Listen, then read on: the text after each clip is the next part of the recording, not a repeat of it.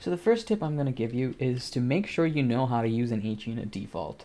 Have a plan of how you want to use that HE in taking map control.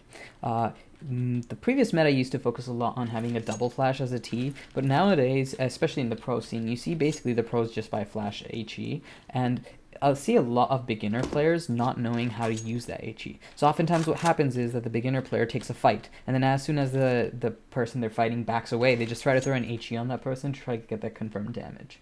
You can do it some rounds, but I feel like that is basically a reactive way of using your HE and not a proactive way. So for an example, I had a teammate who used to play T-Apps a long time ago, and he would always buy an extra HE instead of a second flash. And every time he'd die with that HE because he didn't have any protocol of how to use that HE. So it was essentially wasted util, where he should have just bought a double flash instead, or he should have learned how to incorporate that HE in his default.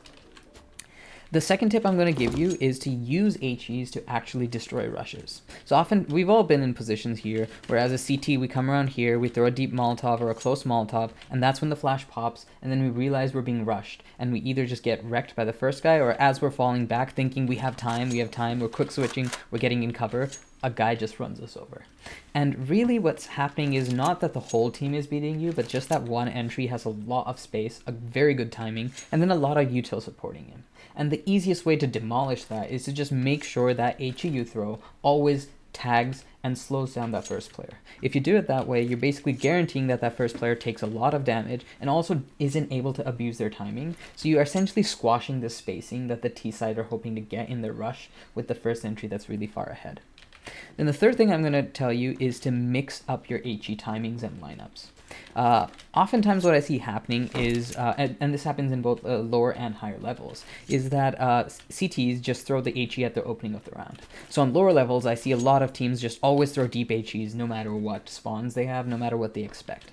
And then even on higher levels, I basically see A players where they're always going to be lining up this HE for bedroom, and they always throw it. They don't never mix up the timing. So what you want to do is keep the T's guessing, and that way you have more opportunities for util damage. Let's say I'm a T who's going to take banana control, and I expect the CTs to always throw early HEs.